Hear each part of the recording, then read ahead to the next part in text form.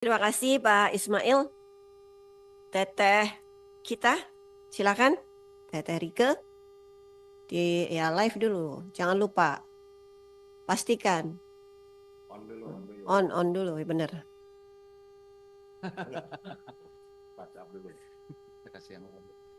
Udah, ya, yang kalau gitu, baiklah. Mati. Oke. Assalamualaikum warahmatullahi wabarakatuh. Salam sejahtera untuk kita semua. Om Swastiastu, Namo Buddhaya, salam kebajikan, rahayu.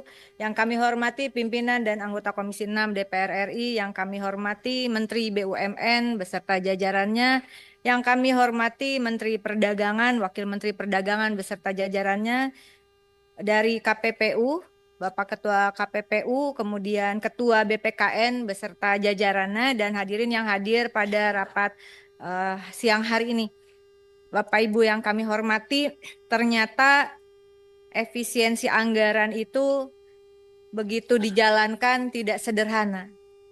Karena yang sederhana itu rumah makan Padang. Udah serius, Pak Erick Thohir udah melotot. Bener kan Mas Eko? Ya. Jadi ada catatan penting bahwa pertama tentu saya secara pribadi maupun fraksi, saya kira Pak Adi dan Pak Mufti sebagai Kapoksi sudah tidak ada, dan juga Komisi 6 mendukung arahan Presiden agar terjadi efisiensi anggaran. Karena selama ini kita tidak pernah, ini satu langkah yang progresif menurut kami di dalam politik anggaran bagi pemerintah maupun bagi DPR RI. Belum pernah ya kita ada, dan ini dibuka minta efisiensi lalu rekonstruksi dan sebagainya. Namun demikian tentu saya ingin menyampaikan beberapa hal, beberapa data, mohon dikoreksi jika saya salah.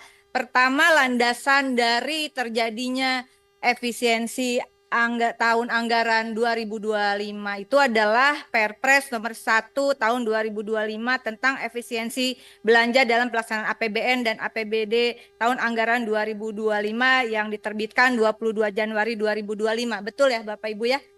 Sepakat ya. Kemudian keluarlah Surat Menteri Keuangan nomor S-37-MK.02-2025 tentang efisiensi belanja KL dalam pelaksanaan APBN TA 2025 yang terbit 24 Januari 2025.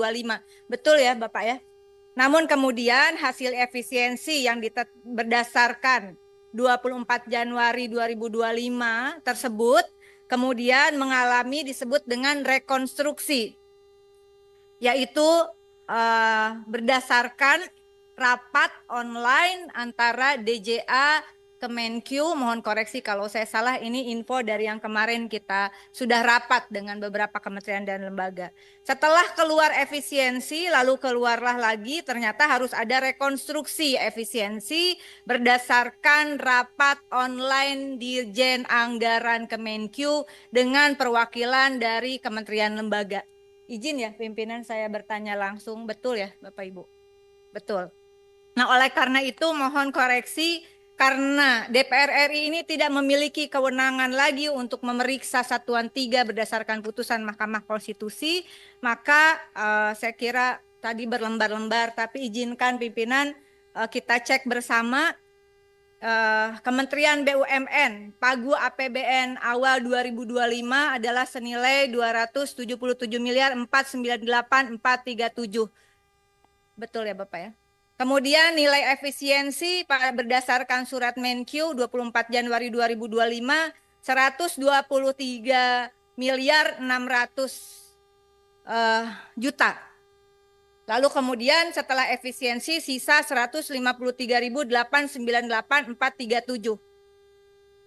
Betul ya? Betul. Mohon izin ya pimpinan ya. Kemudian Kementerian Perdagangan 1.853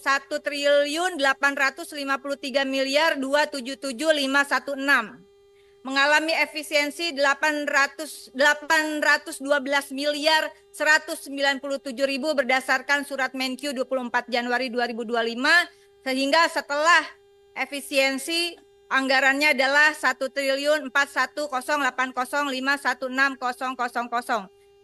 Betul.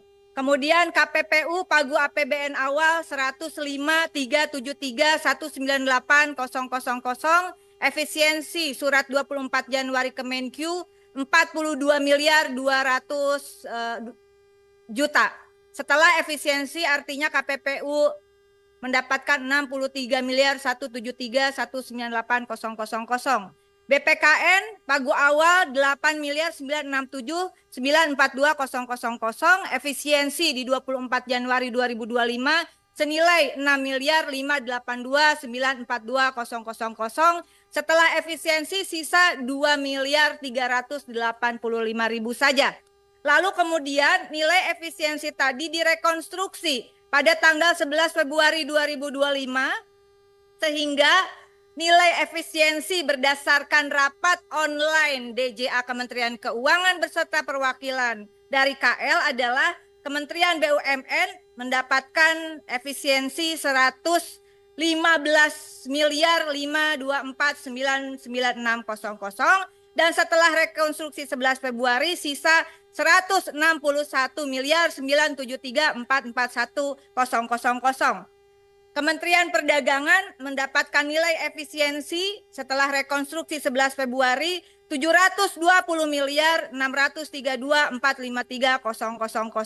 sehingga setelah efisiensi sisa anggaran adalah 1,1 triliun 322 miliar 645.063.000.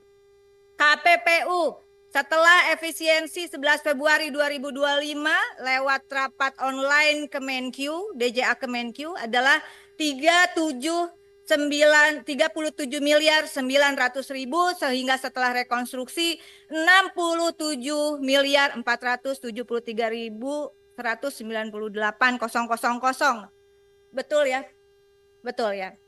Nah, saya juga ingin menyampaikan bahwa tadi karena ini menjadi pertanyaan berbagai pihak. Belanja pegawai Kementerian BUMN senilai 77 miliar 619.364.000. Kemudian Kementerian Perdagangan 694 miliar 037.509.000 termasuk titipan belanja pegawai dari BPKN. Betul Bapak? Kemudian KPPU belanja pegawai 46.898.893.000. Nah, kenapa saya sampaikan mumpung masih ada waktu, mohon tadi juga sudah disampaikan. Belanja pegawai pertama adalah Bapak Ibu jangan hanya belanja pegawai tetap di BUMN dan pegawai PNS P3K yang ada di badan begitu ya, di komisi, di KPPU dan BPKN. Tolong berikan data yang jelas tentang semua pegawai dengan status kerjanya. Itu yang pertama, karena saya sepakat dengan teman-teman lain dan tentu dengan pimpinan, kami tidak memiliki hak sekali lagi untuk membahas Satuan 3 berdasarkan keputusan MK. Tetapi kita juga bukan hanya menjaga Komisi 6, saya kira juga menjaga Presiden Republik Indonesia agar efisiensi ini karena terjadi di beberapa kementerian dan lembaga itu seolah-olah membuat orang kehilangan pekerjaan. Nah, oleh karena itu mohon nanti ini ada kesempatan besok. Jadi kalau misalnya tadi ini di luar P3K loh, ini di luar honorer loh. Ya ini di luar cleaning service loh. Pak, itu adalah termasuk pegawai. Meskipun seperti di Kementerian Koperasi masuk ke dalam postur belanja dan jasa. Tapi jasa itu kan orang, bukan barang. Sehingga segeralah Bapak buat konstruksi, barangkali bisa, bukan barangkali, Kementerian Keuangan jatah kepada Bapak Ibu di kementerian lembaga ini harus ditambah untuk belanja pegawai. Bahwa nanti ada efisiensi, reformasi birokrasi termasuk efisiensi sumber daya manusianya, menurut kami Ibu pimpinan itu setelah ini. Jangan sampai politik anggaran yang progresif ini kemudian membuat orang berimajinasi atau membangun skenario-skenario bahwa ini kacau balau, padahal sebetulnya izinkan oleh karena itu saya membaca tadi sudah disepakati dasar hukum kita adalah Perpres nomor 1 tahun 2025 tentang efisiensi belanja dalam APBN dan APBD tahun anggaran 2025. Di diktum ketiga, ini karena kemarin saya berdebat cukup panjang Ibu Ketua, karena ternyata yang SK Menkyu itu sudah tidak berlaku lah, kurang lebih demikian. Karena ada rekonstruksi untuk lahirnya efisiensi yang baru, begitu ya. Namun demikian dasar hukum Inpres ini dengan adanya rekonstruksi melalui rapat online Dirjen Anggaran Kemenkyu, saya kira bukan yang ditangkap kemarin ya, mungkin perwakilannya ya Pak Erik ya. Karena DJA yang kemarin ditangkap dalam kasus Jiwasraya, sekalian Pak, bagaimana statusnya di Komisaris Telkom. Nah, ini dikatakan di dalam Inpres nomor 1 2025, mohon nanti kita analisis bersama. Di diktum ketiganya bahwa kurang lebih efisiensi diawali dengan identifikasi pertama, rencana efisiensi belanja kementerian lembaga sesuai besaran yang ditetapkan oleh Menteri Keuangan. Ini sudah ditetapkan oleh Menteri Keuangan 11 Februari 2025. Namun yang ke diktum keduanya, diktum ketiga angka 2. Identifikasi rencana efisiensi sebagaimana dimaksud pada angka 1 yang oleh Menteri Keuangan sekurang-kurangnya terdiri atas belanja operasional perkantoran, belanja pemeliharaan, perjalanan dinas, bantuan pemerintahan, pembangunan infrastruktur, serta pengadaan peralatan dan mesin. Dengan demikian yang menjadi stressing hanya poin-poin di diktum ketiga angka kedua. Penyelesaian perkara, penyelidikan atau pengawasan yang dilakukan oleh Badan Konsumen maupun KPPU, menurut kami itu tidak masuk di dalam amanat Presiden ini. Sehingga Bapak sampaikan berapa kebutuhannya dan itu akan menjadi izin pimpinan. Semoga menjadi catatan di dalam kesimpulan rapat ini. Barangkali nanti besok ada perubahan karena tidak mungkin kasus-kasus itu tidak diselesaikan. Diktum ketiga angka 3 adalah identifikasi rencana efisiensi oleh Menteri Keuangan di angka 1 tidak termasuk A. belanja pegawai dan belanja bantuan sosial. Dengan demikian Bapak Ibu dan rasanya mohon dukungan dari pimpinan dan anggota Komisi 6. Perintah Presidennya jelas. Perintah Presidennya jelas. Ketika postur anggaran menyangkut belanja pegawai, apapun status kerjanya, masalah nanti ada efisiensi terhadap reformasi birokrasi dan pegawai tetap tidak tetap, itu urusan nanti saya kira. Jangan sampai chaos baru mau diefisiensi seolah-olah instruksi presidennya salah. Instruksi presidennya benar nih. Belanja pegawai tidak masuk ke dalam efisiensi. Oleh karena itu nanti menjadi catatan penting, izin pimpinan mohon dimasukkan ke dalam catatan.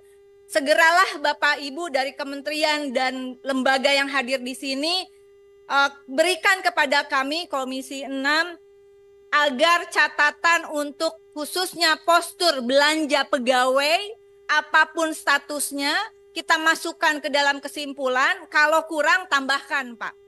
Namanya usaha ya Pak. Kemudian yang kasus-kasus di perlindungan konsumen dan persaingan usaha itu juga tolong Bapak diberikan catatan atas seizin pimpinan kepada sekretariat dan menjadi bagian. Saya kira Komisi 6 ini bukan hanya stempel untuk menyetujui. Ada hal yang bisa kita perjuangkan untuk masyarakat, tentu saja kita perjuangkan mumpung masih ada jabatan, mumpung masih ada umur.